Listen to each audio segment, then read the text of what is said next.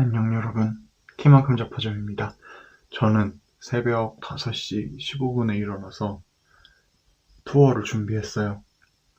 토레스 델 파이네 국립공원은 막 2박 3일 동안 트레킹하는 코스나 4박 5일 트레킹하는 코스 이렇게 막 여러 코스가 있는데 저는 당일치기로 다녀오고 또 다른 것도 한번 해보고 칠레를 떠나서 이제 아르헨티나로 가기 위해서 막 길게 있는 거는 하지 않고 하루 당일치기로 하기로 했어요. 뭐, 몇 박 며칠 트레킹 하는 거는 다른 유튜브 채널에도 올라와 있는 걸 봤으니까 저는 당일치기로 꼭 필요한 것만 싹싹 다녀와 보도록 하겠습니다. 그러면 6시 15분까지 나가야 돼서 한번 나가보도록 할게요. 아직 깜깜하고 온도도 지금 0도예요. 해 뜨기 시작하면 이제 3도로 올라가던데 한번 올라가 볼게요. 한번 나가볼게요. 아, 졸려. 그러면 토레스 델 파이네에서 봬요. 이곳은 토레스 델 파이네 국립공원에 도착하면 거쳐야 하는 매표소예요. 칠레의 공식 사이트에서 온라인으로 미리 구매해 가시는 것을 추천드립니다.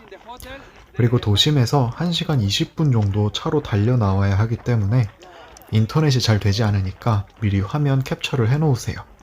인터넷이 전혀 안 돼요. 저는 오늘도 투어사를 끼고 여행했는데 사실 하루 방문하신다면 개인적으로 방문하셔도 상관은 없을 것 같아요. 투어에 입장료는 포함되어 있지 않고 점심 식사랑 음료도 도시락을 싸와야 하거든요. 저는 1리터짜리 파워에이드와 샌드위치를 어제 포장해 놨어요.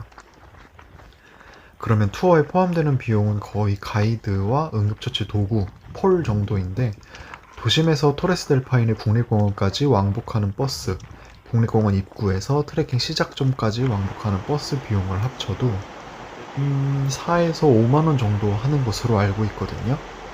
투어 비용과 4만원 정도 차이가 나는 것 같은데 숙소에서 편하게 픽업받고 싶으시고 초행길도 가이드분과 함께 막힘없이 가고 싶으시다면 투어를 하셔도 괜찮을 것 같습니다. 다만 다양한 연령대의 다양한 분들이 참여하시다 보니까 트레킹 속도가 본인의 페이스와 맞지 않을 수도 있다는 점은 알아두셔야 할 것 같아요. 처음에는 노인 두 분이 계셔서 속도가 좀 느린 편이었는데 두 분께서 중간에 좀 포기를 하시는 바람에 그 이후부터는 속도가 굉장히 빨랐습니다. 오늘은 토레스 델 파이네에서 그 유명한 삼봉이를 가보려고 해요. 몇 박 며칠 트레킹 코스를 하는 분들도 첫날에 가시는 유명한 곳이에요. 코스를 간단히 설명드리자면 총 길이는 왕복 20km 정도 되고요. 시냇물을 건너고 흙밭과 진흙밭, 돌밭 등등을 다양하게 다니기 때문에 트레킹화는 필수적으로 준비를 하셔야 다치지 않으실 것 같아요. 사실 군대에서 행군을 막 20km, 40km 이렇게 해봤기 때문에 굉장히 좀 만만하게 봤었는데 등산으로만 20km를 채우니까 이게 쉽지는 않더라고요. 왕복하신다고 했을 때에 쉬는 시간 합쳐서 총 8시간에서 9시간 정도 걸렸어요. 제가 차고 있는 스마트워치를 확인해 보니까 계단 층수로 318층 정도를 오르내린 거라고 하더라고요. 그래도 다행인 건 고산병이 올 높이는 아니라는 거였어요. 아마 최고 높이가 1400m 정도 되는 것으로 알고 있습니다.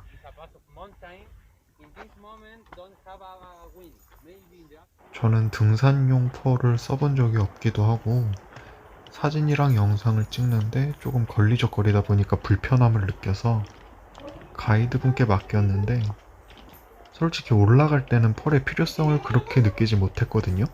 그런데 내려올 때는 조금 위험함을 느끼다 보니 몸이 긴장해서인지 양쪽 허벅지에 막 쥐가 나려고 하더라고요. 문질문질 하면서 내려오느라 혼났습니다. 조금 힘들었지만 그래도 재미있게 잘 오르긴 했는데 딱 한 가지 아쉬운 점은 날이 흐렸다는 점이었어요. 물론 비가 오지 않았고 바람이 많이 불지 않았다는 점으로 만족해야겠어요. 참고로 물이 정말 말도 안 되게 깨끗하지 않아요? 우리나라 계곡에서는 볼 수 없는 색깔인 것 같았어요. 산을 오르다 보니 중간중간 얼어있는 눈도 보이던데 산꼭대기에 눈들이 녹아서 폭포처럼 내리는 곳들도 보이고 꼭대기에 올라서는 얼음이 막 짜장짜장 깨지는 듯한 소리도 들리더라고요. 가이드분과 다른 분들은 등산 중 중간중간 만나는 계곡물을 마시기도 하시고 페트병에 담기도 하셨습니다. 우리나라의 약수같이 시원해 보였어요. 제가 파워에이드를 너무 큰 통으로 사가서 다 마시지 못하는 바람에 약수를 담아 마시지는 못했는데 조금 아쉬웠습니다. 혹시 기회가 되시면 시원하게 마시시고 후기 한번 알려주세요. 강을 건너는 다리들이 막 몇 번 나오는데 약해 보이는 다리들 같은 경우에는 2명씩만 건널 수 있게 제한을 두더라고요. 제한 사항들을 잘 숙지하셔서 다치지 않고 안전히 트레킹 하시길 바라겠습니다. 제 생각에 우리나라에는 이렇게 돌로 된 막 웅장한 산들이 많지는 않은 것 같은데 좀 더 앙증맞고 사계절에 따라 색감이 변하는 알록달록하고 예쁜 매력이 있는 것 같거든요. 그런데 이곳에서 알록달록한 낙엽을 보게 될 줄은 몰랐습니다. 가이드분께서 이런 알록달록한 색감을 자랑스럽게 말씀해 주시던데 저는 오히려 이 모습이 한국에서 많이 봤던 모습이다 보니까 좀 낯이 있고 새롭지 않았어요. 그래도 역시 단풍은 예쁘네요. 이제 반 이상 올라온 것 같아요. 저는 개인적으로 이 돌들이 나오기 시작할 때부터가 시작이라고 생각해요. 이때부터 정상까지가 저는 정말 힘들었습니다. 이전까지는 솔직히 제가 뭐 쿠스코에서 무지개산 등 좀 고지대에서 등산으로 죽을 것 같은 경험들을 많이 했다 보니까 이 정도로는 기별도 가지 않는구나 라고 생각했는데 저의 착각이었나 봅니다. 고산지대 등산은 뭔가 폐와 혈관이 힘들어서 몸이 힘든 느낌이었다면 이 등산은 다리와 허벅지가 끊어질 것 같은 고통이었어요. 그래도 정말 사진과 영상으로만 보던 풍경들을 직접 보니까 좀 눈이 시원해지더라고요.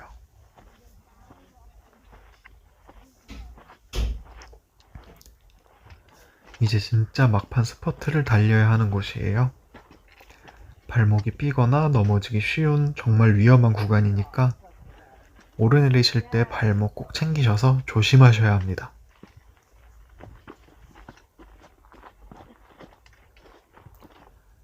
산을 오르면서 한쪽은 정말 거의 절벽일 때가 많아요. 저는 상상력이 풍부한 사람이다 보니까 만약 저쪽으로 굴러 떨어진다면 나를 어떻게 할까? 라는 상상을 정말 많이 하면서 걸었어요. 가이드분의 말씀대로 절대 걸으면서 사진 찍지 마시고 멈추셔서 사진 찍고 다시 걷도록 해요.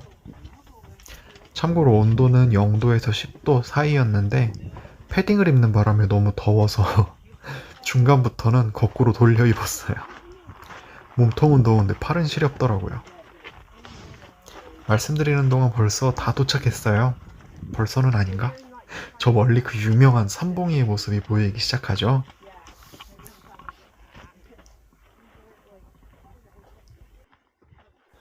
물이 좀 뽀샤시하고 파란데 무언가를 담그면 안 될 것 같아서 손이라도 담궈보고 싶고 카메라도 빠뜨려보고 싶었지만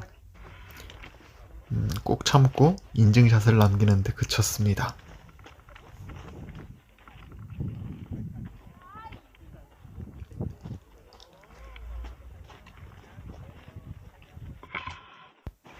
여러분, 이곳은 꼭 젊고 몸이 조금이나마도 건강할 때 오셔야 할 것 같아요. 나이 드신 분들이 중간에 포기도 하시고 저도 그렇지만 트레킹 하신 모든 분들이 꽤나 많이 힘들어 하시더라고요. 제 개인적인 생각이지만 젊고 돈을 벌 수 있을 때에 노후를 준비해야 하는 것은 당연하다고 생각합니다. 하지만 그 미래를 위해서 지금의 삶을 막 다 포기하면서 모으기보다는 지금은 지금에만 할 수 있는 것을 하면서 사셨으면 좋겠어요. 저는 그것이 여행이었습니다.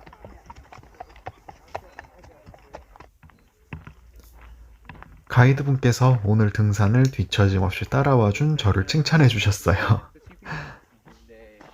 제게 어떤 운동을 하냐고 물어보셨는데, 사실 제가 운동을 좋아하지 않거든요. 사실 체력도 그냥 그렇고, 몸도 정말 힘든데, 정신력으로 그냥저냥 버티고 있는 것 같아요. 아마 숙소 가면 기절할 겁니다. 오늘도 좋은 분들과 함께 투어해서 정말 행복했어요. 앞으로 또 어떤 인연들이 기다리고 있을지 기대가 되네요. 오늘도 시청해주셔서 감사드립니다. 지금까지 키만큼 잡화점이었습니다.